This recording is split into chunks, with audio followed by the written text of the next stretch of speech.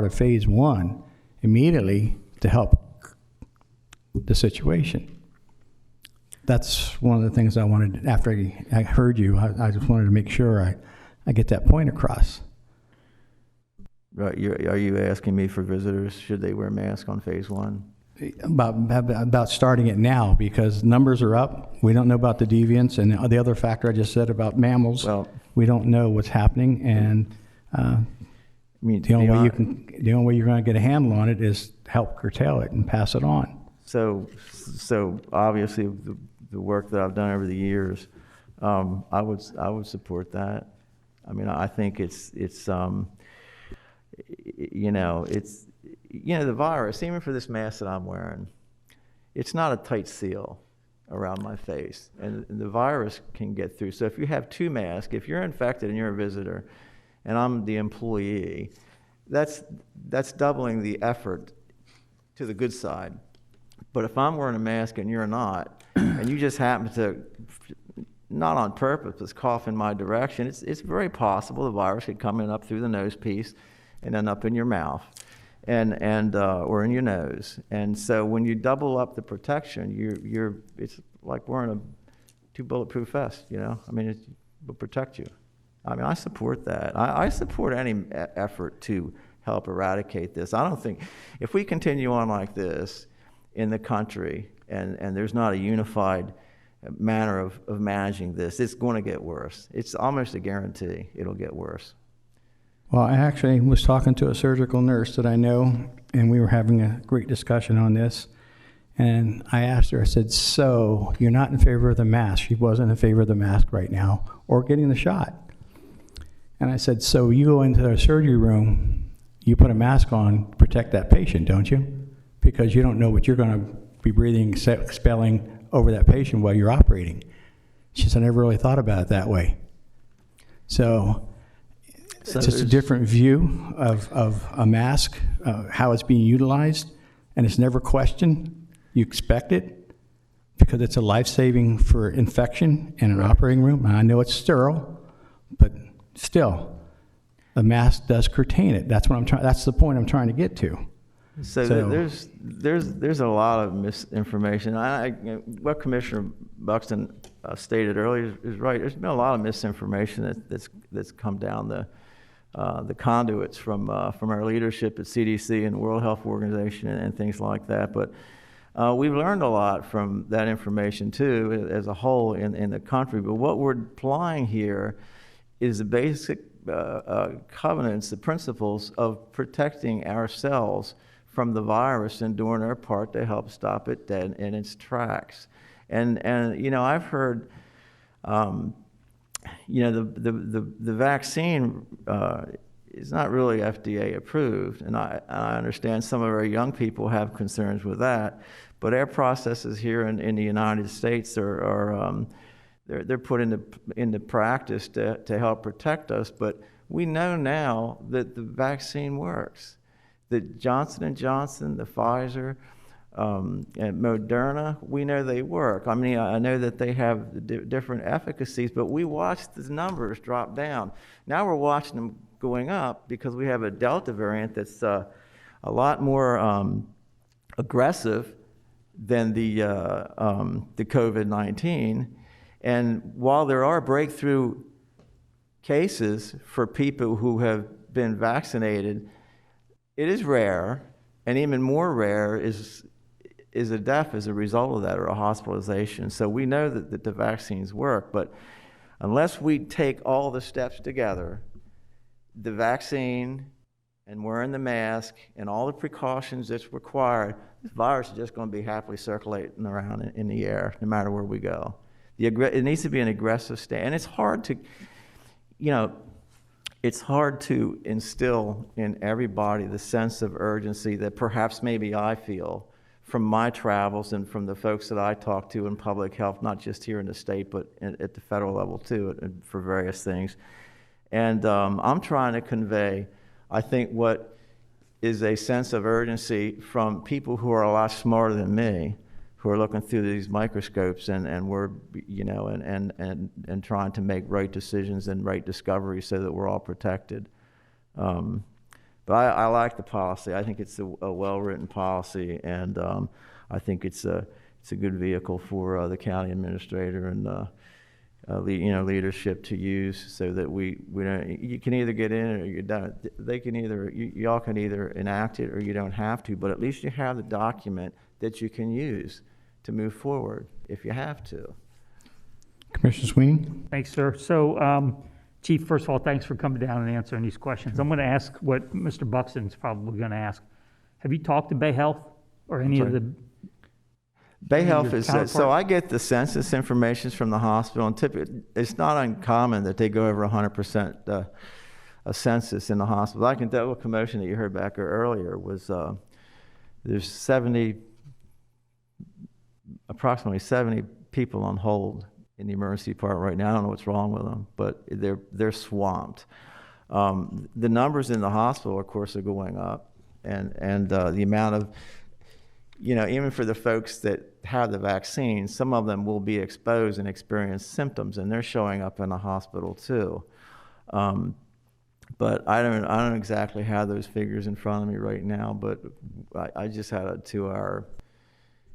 That's actually what all this document is 2 hours of a PowerPoint through Health and Social Services, basically stating that things are getting worse again in Delaware because of the Delta variant, and so it echoes what the governor of the state of Delaware, what he wants to do, and again, they're encouraging us as a government to follow suit, and so I personally think it's a good idea. It's So nothing for me in to put this following the mask- professionals and following the science, I mean, it's pretty well known that the variants are promoted by spreading of the virus. Correct. So Delta, which is now the prominent variant, is probably one step less than what's coming. It is the variant that's out there right now. It is the dominant variant in Delaware and in a lot of other places as well. And I mean, while everybody was talking, I ran through some searches. CDC, the Mayo Clinic, the American Medical Association, Hopkins Medicine, the EPA, MIT Medical, Harvard Health all say masks work, period. Yeah. Masks help prevent the spread of the virus. May not be 100%, but if it prevents the spread 70%, we're still better off than not wearing masks. It does, and if you stop the spread, you stop the virus. Right. You stop the virus, you end the possibility of mutations. It makes sense, to me. I mean, I understand all the concerns, and I appreciate those concerns as well. But in my field, it's clear to me that I'm doing the right thing right now by wearing the mask. Right. So I'm wearing a mask all the time too, and I've been vaccinated obviously since February. Right. So you made a comment that you agreed with this policy to give the county administrator and the director of HR the power. Do you agree that that power belongs at that level and not with the 7 guys here? Because to respond to Commissioner Howe's issue, that we're not coming back until September 17th. I think that I think I'm included in that policy as well. So I would probably have some commentary as well. But I agree with the way it's written. No, you don't. Huh? It was revised since you read the It's been draft. revised? Oh, I didn't see the revision. So, Commissioner Sweeney, if I can weigh in, obviously the most effective means of implementing would be for the county administrator to do so in consultation with leadership and Colin. But recognizing what was said at the meeting last week, it was drafted in the form that you see, which is Levy Court making decision. The best, quickest response would come from a decision by or implementation of any iteration of these phases as he sees fit to deal with the issue by the county administrator. That's my feeling on it. Thank you. So it gives Mike. A couple of starters. Thank you. Thank you for being here. Thank you for understanding the difference of opinions. I could jump all over the place. Masks I'm not here to say masks don't work. In fact, I agree with what you said, that they are maybe a good tool because it's the only tool we got, but they're not real effective because the user plays into it and there's other things, quality of mask and all those things, right? But I'm not here to discuss the mask as much as I am personal freedom. And it does matter. I know it doesn't equate across the board here. It resonates with everybody, but it does to me. It does to me to say that you have a choice. I appreciated the story you shared with your brother-in-law. I'm sorry for your loss. Thank you. I too have shared that loss. I get it, right? But I understand that we're now in a different space and a different part in this battle with this virus. And I understand this, that life is going to come with risk, especially given what you said, some of these varying degrees of COVID. I haven't seen anything out there that said it's gone, that there's 100% certainty that it's gone. This thing evolves like crazy. So in the interim, we've made a deal with folks. Go get your vax. If we get up to a 70% or something like that, then we're going to be good because we got natural immunity and we got others. And the facts are, some of you still will get sick. But some of you are going to drown in a pool and some of you are going to get stung by a bee. And that really seems harsh to say, but that's called life. It just is, right? And so when you talk about your father and what you did for him, I commend you wholeheartedly. Wholeheartedly. I agree with you there. That's what you should do. Protect and insulate those most vulnerable when they can't. Control your environment. Just do it, that's all. So when you say masks, I'm not here standing to say there's studies that show that masks don't work or they do. All right, I'm past that now. I wore the mask. I'm here to say the deal was vaccination. Fauci said it. I can show you him on a Sunday talk show 2 weeks ago when he said it again. So that's where I believe we are now. I just do when I look at this. I don't believe the policy is effective for this decision. That's all. Is it a good policy? I'm sure it is. I know it is. In 2009, I had a role to play in it. We're in unique, uncharted waters. So long as we have a decision to make, I'd like to make it. That's all. I'd like to make it. I'd like to be involved in that conversation. That's it. Science, the numbers. The number that should matter can't be the infection rate. It has to be the ICU, hospitalization, more specifically death rate. And what is the death rate right now in Kent County, Delaware? Not the nation, but Kent County. That's not a hard number. Do you know what the percentage is? I actually don't. I haven't. I bet Glenn Howe does. I guarantee this.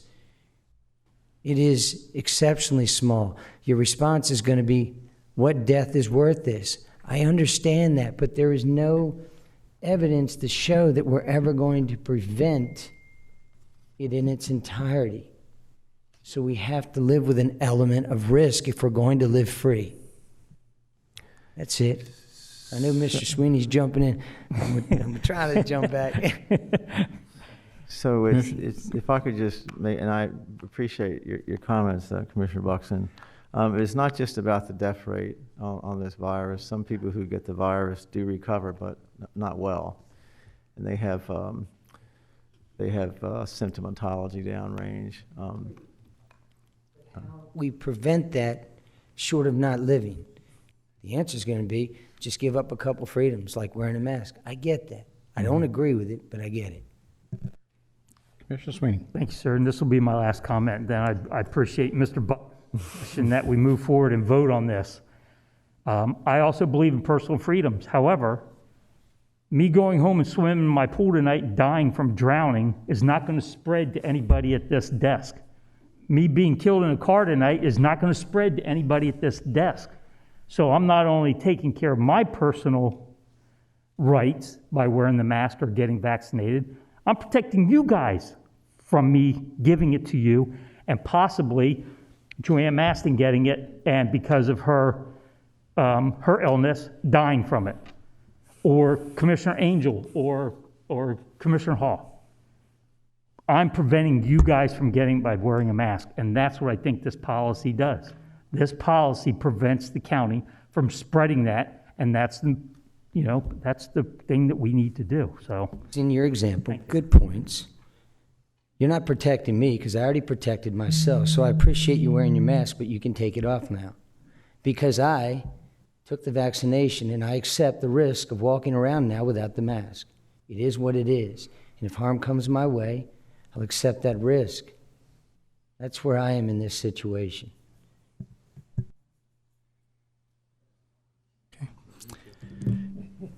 Anybody else? Good talk, guys. Anybody else? Just one more thing. Governor Abbott in Texas has coronavirus. So what? So what? What does that mean?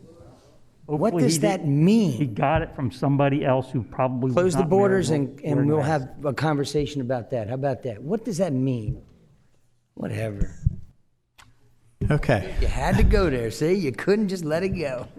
All right, let's stop. Oh, my. All right. Chief, anything else, sir?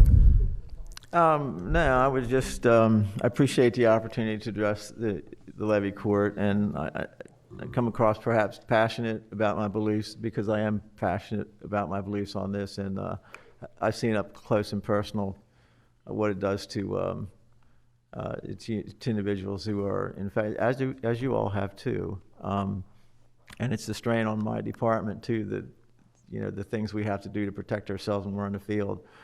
But I do think this it's just a good demonstration to our employees and to our visitors and to other organizations. We'd be setting the standard, we'd be setting the bar, and demonstrating to me good policy. But I understand all the concerns.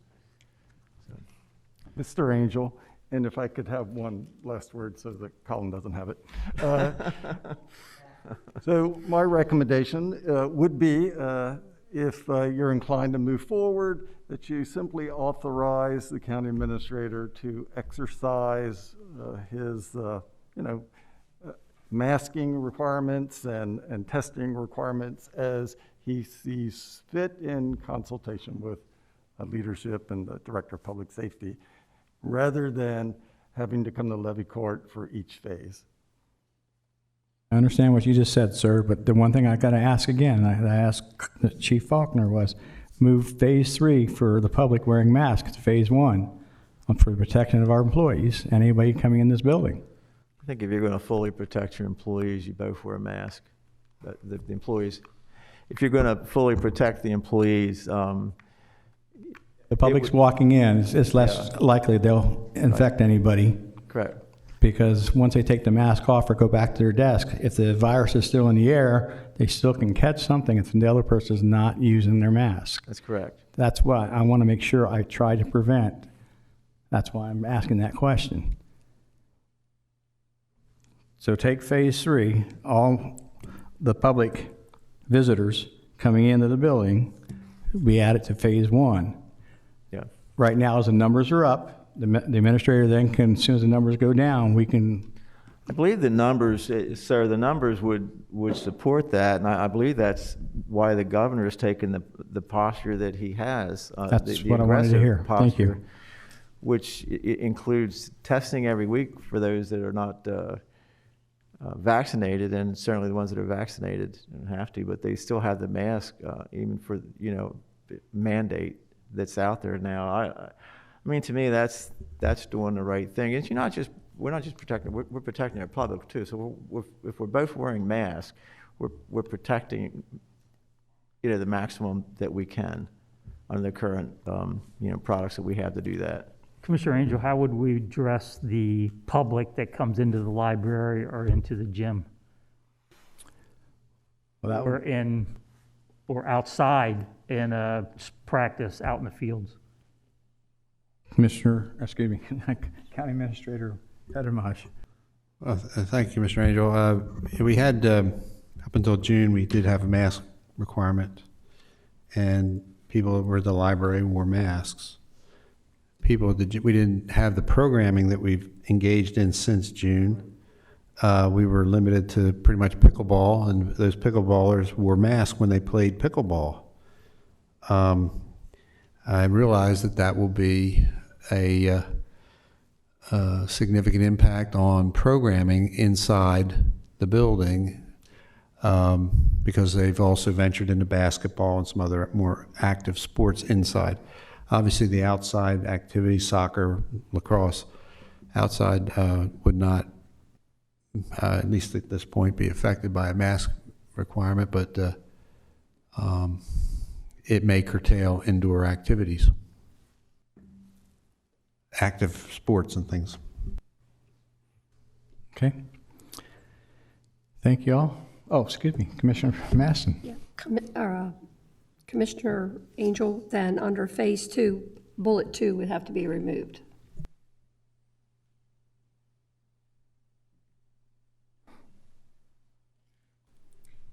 Yes. Or Commissioner Angel, the Levy Court could just trust the county administrator to implement the necessary rules, parts of phases, however he believes, in consultation with parties to do it. It would remove Levy Court from the process, which is what I thought I heard the majority saying they wanted to do. I think I heard what you said about removal, so I'm not, but I'll try to be very clear. I thought I heard the majority of commissioners indicate that they would like the county administrator to decide what may or may not be implemented, and the Levy Court would be removed from the process. If that's the case, you wouldn't really need to talk about phases. Here, you would just express your opinions, your thoughts, your recommendations to the county administrator as he moves forward with possibly implementing all or some of these simultaneously, individually, as he would find advisable. That's what I was recommending. you were absolutely right in what you just said. However, as commissioners, we also set policy. So we're just having a discussion and a talk, how we feel, so that we know that our county administrator can make the decision to move things around if he needs to, based on what we're talking about. So that, I just wanted to make sure that the point I've been trying to get out there, and Commissioner Sweeney just gave me all the facts from all these grandioso hospitals. I was correct in what I was saying based on my belief. So that's all I wanted to say. Okay. So, thank you. Okay. On to the next one. Show of hands in support of that decision. Oh, I'm sorry, you're right. Show of hands. Show of hands to put it in the bit. Well, Mr. Pettit, the motion can't be made in a committee meeting. Well, the vote will be done and we need to get it to the business meeting. That's why show of hands to get it to the business meeting. So I'm asking for a show of hands to get it to the business meeting. Okay, 1, 2, 3, 4, 5. Right, 1, 2, 3, 4. 4. So we have a. Thank you.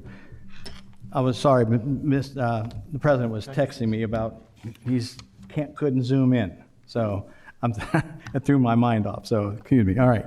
So it's going to the business meeting. Thank you. Thank you, commissioners. Thank you. Yeah, don't go anywhere. Okay, the next item is contract renewal, recorder deeds.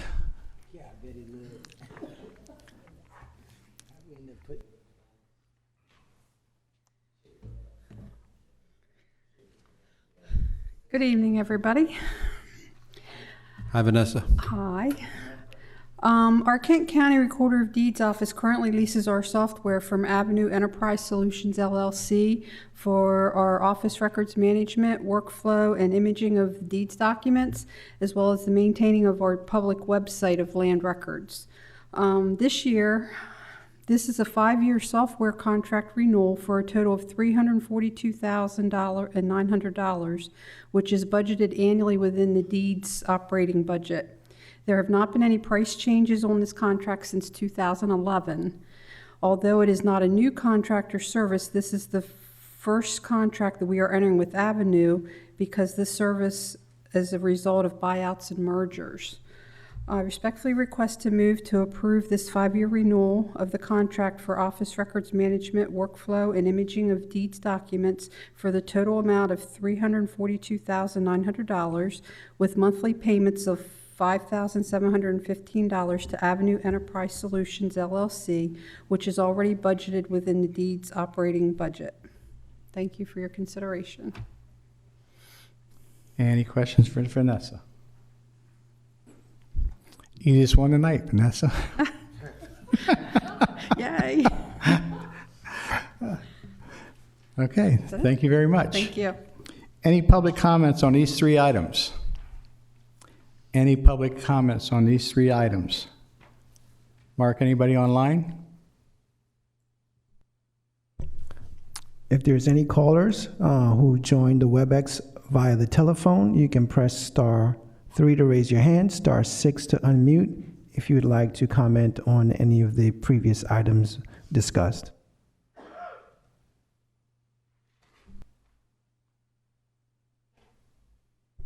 Okay, caller, you can go ahead and state your name.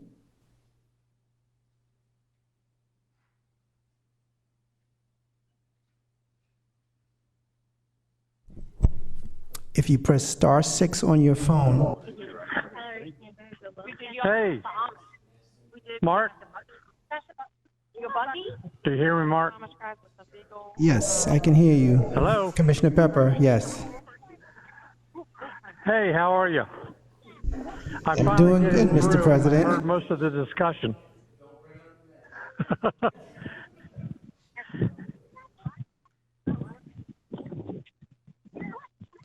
Am I live? We can hear you. Sir, you are. Go ahead. All right, great. Yeah, I finally got on and I heard most of the discussion. I thought it was a very good discussion. And I think we need to do the responsible thing and get this policy passed so we can take the necessary actions that we need to do to protect not only our customers, but our employees as well. I agree with Commissioner Buxton. Everybody has their right to choice and everything. But, in order to gain those rights, you got to be able to make good decisions. And a lot of folks, and we all know them, don't make good decisions. And we need to protect ourselves and our employees from those that do not make good decisions. And a lot of effort, a lot of thought was put into this policy. So I think, we need to, if you need my vote to move it forward, let's move it forward to the business meeting. And I'd be in favor of the changes that you all made and for the policy, but we need to get the policy through. That's all I have to state. It's kind of hard for me to hear. Got a lot of noise in my background here, so. But we're finally in Burlington, and it's nice up here, but it's raining. So glad to be away, but I'll be glad to get back to you. So that's all I have. But thank you very much, and thank you everyone for the all the consideration that you put into the into this and the discussion for the policy for the mask. So thank you, everyone. Take care. Until next week. Mr. President, before you get off, are you okay with removing us from the commissioners from voting, for let Mr. Pettimaj handle this? Sure. Okay. Yeah. I've got full trust in the county administrator. We've just had a law passed to give him authority to do that. Sussex County Administrator, I believe, has the same authority. And, I think, in cases like this where we're not going to be meeting for 2-3 weeks and things need to be taken care of quickly, I think it's necessary to move. So, like I said, I have full faith in the county administrator, and I know that he'll seek input from the rest of the commissioners, on items like this. So, I have no doubt in my mind about that. Will you be voting on this in the public meeting? Are you going to bring it tonight? Yes, it is. It's later on after we get through the committee. Yeah. Where are you? What's left on the agenda? Right now, I don't know we're how at long to hang Community on to it. Services with Mr. Sweeney. Okay. Yeah. Yeah, I will try to vote, try to hang on here as long as I don't lose you all. Connections kind of goes up here. But I will try to stay on the vote later on. Question though, voting on the mask. Then I misunderstood what was said because I Oh, thought it was in the authority to simply just follow the policy, and so then why do we need to? No, we got to vote for the policy, to approve the policy. Policy was approved Correct. in 2-9. All right, go ahead, sorry. I didn't want to revisit it again. Okay. It is what it is. Thank you, Mr. President. Okay, Yeah. Mr. Sweeney. Thank you, sir. Mr. Shepherd's here to talk to us about security at Big Oak, surveillance.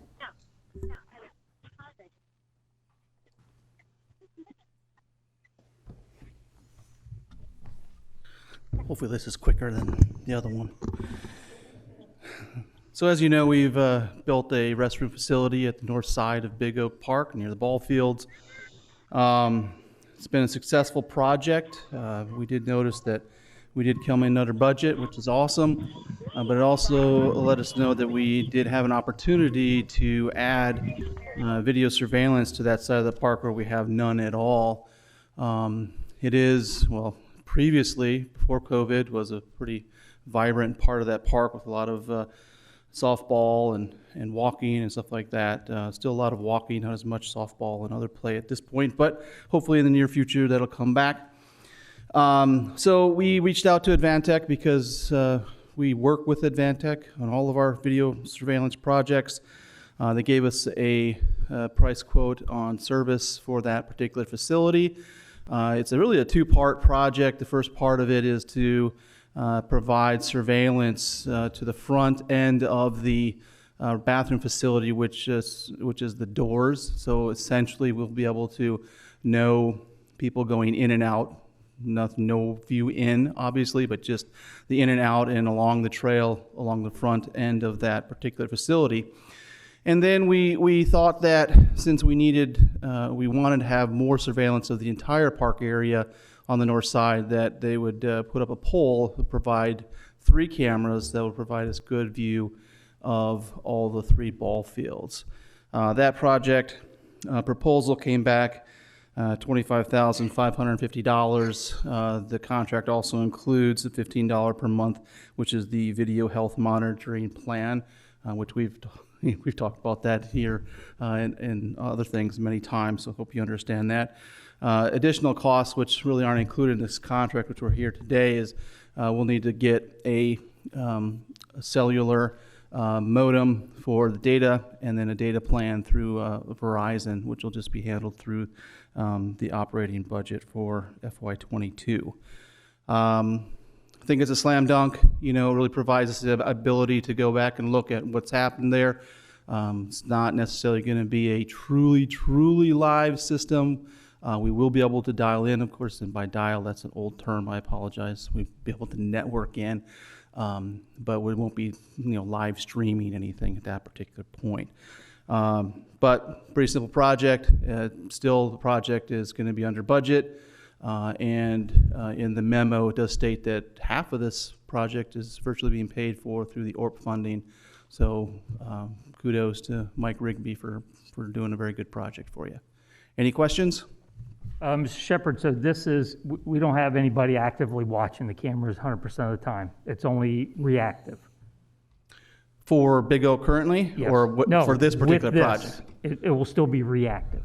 It'll still be reactive, yes. Still be reactive. We'll have the ability through the modem to be able to connect to it and see what's happening live.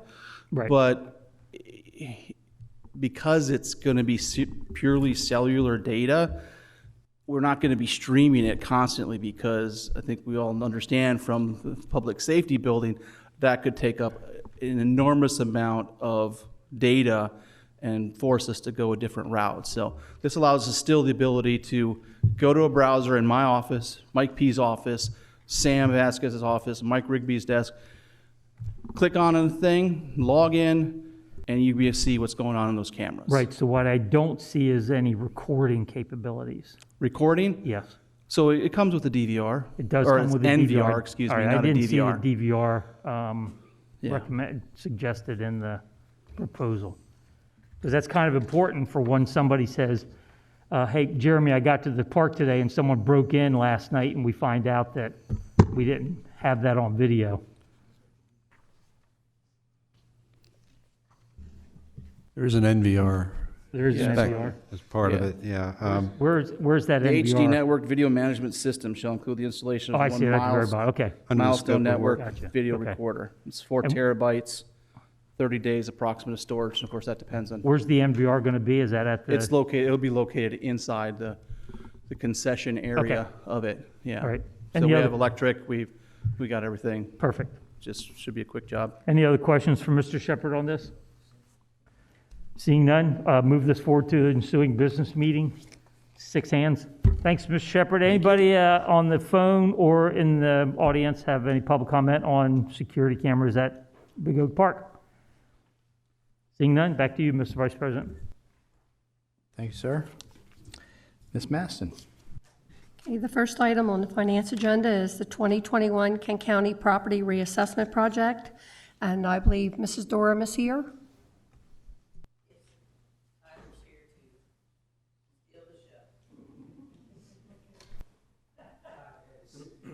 I figured after all, what did you say? Say it again? You won't find it as funny, so never mind. I thought we'd lighten the mood with reassessment talk for just a little bit. Thank you guys very much.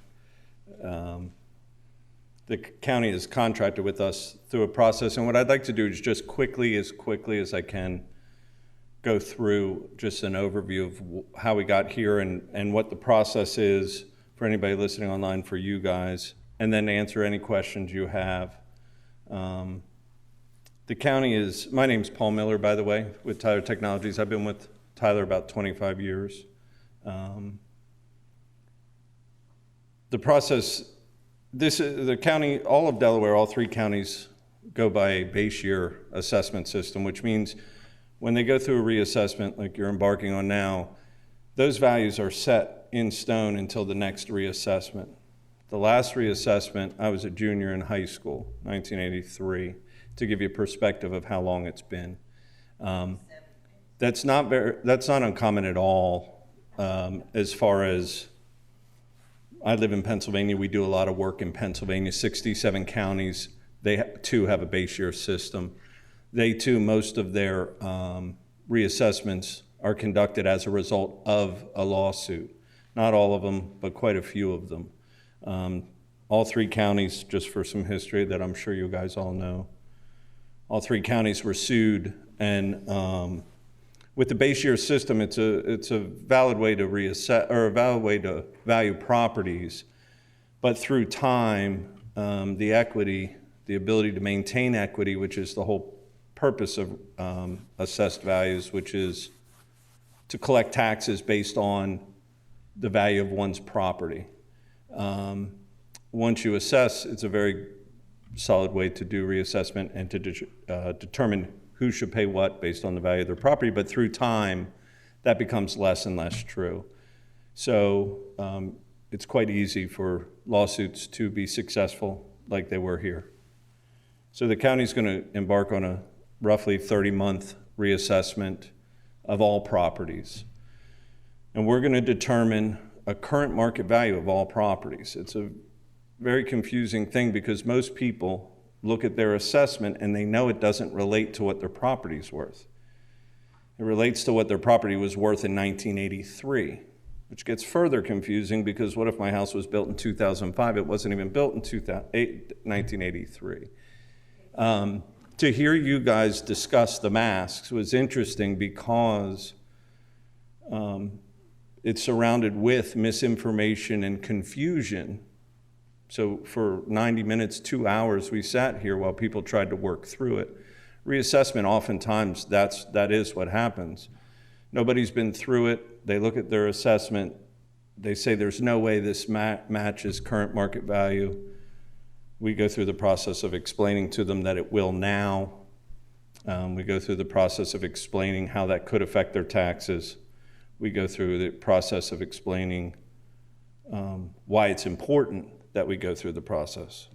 So starting from the beginning, we will begin the project right here doing public information. Anyone on the dais, anybody listening on TV that has an organization, a lot of times it's school districts, different cities or townships, the city of Dover, may ask for public meetings like this one where we'll come speak to a room full of people. A lot of times it picks up closer to the end of the project when taxes are affected. But we start off now by informing people as often as we can of the process. And the process starts probably late September, early October with data collection. We're going to go door to door to every property in the county. We're going to measure every property in the county. Now, obviously, if there are fences or something barring our way, or a homeowner comes off and tells us to get off their property, or there's no trespassing signs and a gate, you know, those kind of things, we obviously can't measure those. But in effect, we're going to go to every single property. We're going to photograph every single property with a current image, street level image, and we're going to measure every property because it's impossible to figure out how much each property is worth without knowing what each property is, how big the lot is, how big the house is, how many bedrooms, bathrooms, what year it was built, what condition it's in, those kind of things. We have a lot of detail on each and every property, commercial and residential, but those are the big ones, the things that you look for when you buy and sell property. Those are the things that we capture, and we take photographs. We also use aerial imaging a lot, especially if we can't get into a property. We can use aerial imaging to get the best estimate we can. After data collection is done door to door, and if we make contact with people, we don't ask to go into their house. We're very sensitive to COVID. We'll adapt based on what you guys are doing, like you discussed tonight, through time as to what our policy will be in the field. But our data collectors are trained how to knock on a door and take a couple steps back and create that distance. If masks are mandated, we'll use masks. If our data collectors want to use masks, even if they're not mandated, they'll use masks. But there's dynamics associated with showing up at someone's house with a mask, you know? So there's, all those things have to be worked through, but you're our client, so we're gonna do what you guys decide, and we'll work with your county staff to do that. So once the data is collected, we mail out a data mailer to every property. Every property owner will get a data mailer which includes a street level photo that we took, a sketch of the property, and some basic characteristics, nothing value related, just what year it was built, how many bedrooms, bathrooms. Because there are a lot of errors. We're gonna make a lot of errors. We're human beings and we're collecting door to door. A lot of people aren't home when you go to the property. So you're estimating based on what we know from going door to door and our training. So I may estimate your house is 4 bedrooms, 2.5 baths, and it ends up being 4 bedrooms, 2 baths. The data mailer is the first process in which most taxpayers get engaged with our company. And we're saying if there's any issues with this information that we have on your property, please let us know. Please let us know right away so that we can correct it. And that may include another field visit to correct it, but a lot of times it's just, I don't have 2 fireplaces, I only have 1 or something like that. The whole goal all along is to get the most accurate value. You're not going to pay us any more if we set high values versus low values. We want the most accurate value because in the end, what the value is will determine what portion of the real estate tax a person pays, a taxpayer pays. And if you own a $500,000 house and I own a $250,000 house, you should pay twice as much as I do in real estate tax. That's how the law is set up, kind of like a W-2. The problem is with the W-2, somebody tracks how much money you earn, And then you get this W-2, and there it is right there. That's how much money I earned. With a house, it's not quite like that. What's a house worth? Lately, we've all been shocked by how much they sell for on our block. Can you believe they got that? Those kind of things. So we're tracking those sales. We're collecting that data. We're looking at the properties that have sold in the next phase, the valuation phase, and we're dissecting those data elements and those sale prices to determine what do we think the rest of the houses would sell for. I keep saying houses, but it goes for commercial properties too. But out of the residential file, we may get about 10% that sell in our sales sample, the time frame. So out of 10 houses, we may have one sale, and we have to apply that math to the other 9. So what we're doing is we're predicting based on what a buyer and a seller did for a particular house. We're dissecting it and then applying that math and saying, well, if they would pay this for this, they should pay this for these. Then we mail those notices out to taxpayers and say, here you go. Now, to give you a time frame, we wrap this up in February of 2024. That's when we'll be all done this process. So before that, probably 3 months, maybe 4 months prior to that, we'll mail notices to taxpayers and say, this is what we think your property's worth. Hopefully during that period of time between now and then, we've done a good job, as good as we can, educating people. We're out there beating the drum and telling them this is what's going on. We'll set up a public website, similar to the people with the art education, where they have videotapes. We put videos on there. Why is a reassessment important? What is frequently asked questions? Here's a picture and the name of all of our data collectors, so that people get a higher comfort level when people are knocking on their doors. We're trying to be as transparent as possible to try and remove any misinformation, any confusion, and as much fear as we can. People are very fearful. What if my taxes go up 5 times? What if they go up 10 times? And it can happen. But if we get all the values correct, if we get all the values in the county correct, which is impossible, by the way, but if, in theory, if we did, and your taxes went up 2 or 3 times, somebody else's taxes are going to go down because that money's already being collected. The real estate tax money is being collected. It's just who's paying what. And if we get the assessments correct through this process, then anybody that sees an increase, there is somebody that was already paying that erroneously, in error. They were getting somebody else's W-2 and paying tax on it every year. They had no way of knowing. So that's what the process is done. So what we do is we don't focus on taxes at all. We mail out notice and we say, would you be able to sell your house for this amount? And people come with the fear, and they come with the, well, no, you're crazy. We couldn't do that. And we say, great, call us. We'll set an appointment one-on-one with a Tyler employee. And we're going to talk to you about why do you think this isn't correct? Do you have sales in your neighborhood that indicate that our value is too high? Do you have photos that show that, on the outside it looks fine, but look, there's water damage, or you didn't take into consideration the extraordinary traffic outside my house? Different things that do occur that there's really no way for us to capture because we're not there 24 hours a day like you are. No one knows your house like you do. But we do the best we can, and then we make those adjustments during the informal process based on the information we get one-on-one, and then we wrap all that up. The county approves the values by February of 2024. And that's a very simplistic way of saying it as quickly as I could. I can take as much time as you guys did discussing the masks, but I don't think you want me to.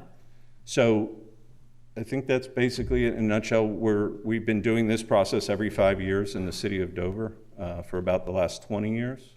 They've been a great client of ours. Smyrna's been a client of ours. Milford's been a client of ours. And we do a lot of work in Pennsylvania. We're very excited about the opportunity to do all 3 counties in the state.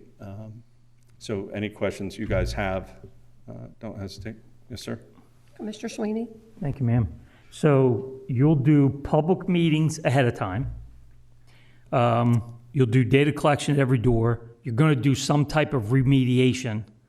So that remediation, after you've done all the data collection and assessment, is going to limit the number of people who feel like they're still paying more taxes than they should be, of coming back to the county board of assessment for the board of assessment to look at it again, correct? I'm not sure what you mean by remediation. So we go out and we collect data and then we Right, but place when values. you send it to them and say, you know, here's what we think it is, Yep. do you think that's correct? And they come back and say, no, there's water damage here. I live right next to Route 13 and there's traffic all night long. So that's the remediation part that is going to take a lot of the steam out of homeowners who might have to face an increase in their property taxes. Yeah, Or not property taxes, but the valuation of their house. Yeah, so two things. One is many people that come in and see us because they think the value is too high and go through what you call the remediation, I call the informal process, they may actually be seeing a tax decrease before they even come see me. That it's neither here nor there. It has to do with their value.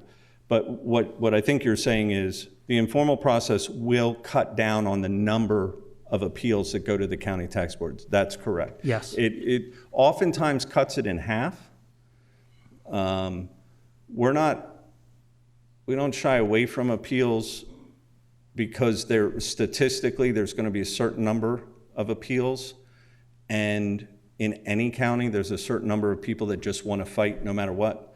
So we don't shy away, but we do try and cut the number down. I will say last year in the middle of COVID, or at the beginning of COVID, we were in the informal process in Delaware County in Pennsylvania, 200,000 parcels. On a Thursday, we started hearing that they were starting to shut down township buildings. Well, we have our informal meetings in a township building with tables set up. By Monday, we were open up for phone hearings. We had to bob and we had to adapt. Those appeals at the county were greater than the one, or not greater, they weren't half of what they were at the informals. But to me, that was an anomaly. People were dealing with, March of last year. They were not thinking about the reassessment, but they put it on the back burner. And then by the time the formal appeal came, they did appeal to the board. So, but those are that's out of our control. But normally it's about half. Okay. Do you recommend any policy changes to address that in the counties or the jurisdictions that you work with?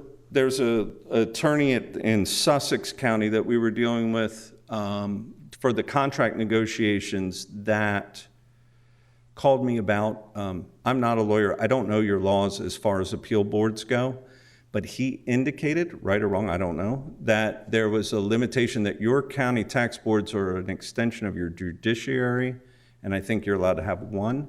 In counties, like in Pennsylvania, in Delaware County, for instance, they have one county tax board, but during the reassessment, they deputized 4 other ones.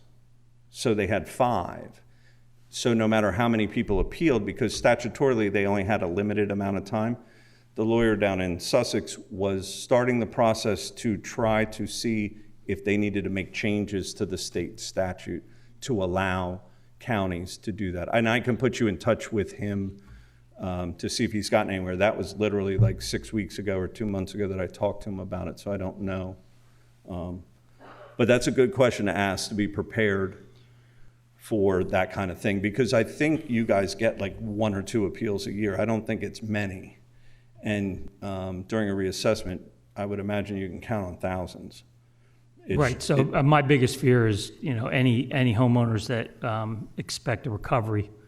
If I've been paying $1,000 a year for the last 10 years and it should have been $850, I think our ordinances already cover that they can't go back and recover their 10 years of overpayment. Yeah, they have the right to appeal. The theory is, and correct me if you know something different, the theory is that every taxpayer has the right every year to appeal their assessment. And if they were overassessed for the last 10 years, they had the right to appeal it. And if they chose not to or lost the appeal, they had the ability to affect change all along. So therefore, There's no going back. All we can do, and for people that are upset like that, that's a good kind of upset because it is going down. It's finally getting the correction it needs. But that is the reality. That is accurate. Okay, who do we own when you're done in February of '24? Does the county own all of the data and all of the metadata? Yep, and we don't share it, we don't sell it, it's all yours. Tyler Technology only works with county and local governments, state governments, so we don't have any. You provide us the software infrastructure to access it? So a couple of years ago, the county went out for requisition. You had a CAMA system where your supplier wrote you a letter and said, we're no longer going to support CAMA, and you went out to bid and I lost. So you have another company's software in the county, but I will say that we did put in our proposal that an option to replace that software as part of this process. And quite frankly, there is the county above you and the county below you both have our software. The city of Dover has the same software that we put in there. And we did it at no additional cost. The cost to us to use a third-party software, which we do, and we do it elsewhere, but we lose control and the ability to be as nimble. And so our day-to-day work becomes much harder and costs us a lot more to execute. So if we have our software in here, the actual reassessment part goes a lot smoother. So if you want to, at the time when the award was happening and the contract was being signed, the county was like, well, we're not going to decide that right now. You would have to talk to your IT director and your assessment office because they may have no interest in switching software, but it is an option. Thank you. Any other questions from commissioners? Mr. Pettit-Demonge? Thank you, Commissioner Maston. Not a question, but just for the commissioner's edification, we had a staff level kickoff meeting last Monday, and we talked about the early phase public meetings. And we haven't planned them yet, but we wanted to get before Levy Court just to kind of tell you that this stuff was going to be starting. And we'll be looking at, I think we spoke in terms of about 4 different meetings, 4 different venues in the county, geographically dispersed, most likely at fire halls early on. And we'll have folks, Paul or some of his colleagues will be there to kind of give this overview of what's going to be happening, invite the public, anyone who wants to come can come, and just want to let you know that's going to be unfolding too, and certainly be probably good when the events in your area that maybe if you can make it, you could be there as well. Susan, did you have anything to add to that aspect? No, I didn't. Okay, we'll be working on some dates and locations for that. But. Yeah, and it's a big part. The public information, we don't say no to meetings because at the end of these jobs, people are looking for a reason to point and say, you didn't do your job. You don't know what my property, the data mailer, that's one of the reasons we send them a picture and a sketch and all that to say, we do know. We know what's here and we want your help getting it right. We try and engage, but at the end there will be people and we need to be able to stand in front of them and say, we did everything we could to engage you, and this is what the process is, and this is what we're going to do going forward to help you, but these are the parameters. And you can tell from the discomfort of the conversation earlier, reassessment meetings are not pleasant a lot of times in the beginning, but by the time you leave the room, a lot of people are a lot more put at ease because it's fear. A lot of what the discussion earlier today was fear. It's fear. And we try and offset that the best we can. We ask, so any group you have that you want to set up a meeting, we only encourage that it's, sometimes we went to one in Delaware County and there was one person there. There were 4 of us and 1 person. So try and have it a group of people, but other than that. You mentioned aerials. Do you do your own aerials or do you depend on? No, sir, we have, so I sometimes get the 3 counties mixed up. There's 2 companies that I know during the bidding process that I, as a salesperson, got pricing for and gave our operations people the leeway. They won't fly until either fall. They wait till the leaves are off. So it'll either be fall or spring of next year that they fly. I don't think that our operations people have picked a vendor yet as to which it is. I think Mary mentioned pictometry, but Yep. They're the big ones in the industry. They're the ones that have Newcastle flown already, and they're one of the two. And we'll replace our aerials that are right now 2017? Yeah, you would have access and free reign on those aerials, your GIS department, all of them. Yep. Excellent, thanks. Yep. We included it in part of our bid because it's funny. Like I said, I've been doing it 25 years, and those aerial photos really do help a lot. They help your staff. They help. A picture paints 1,000 words. Someone says, no, you have my pole building on the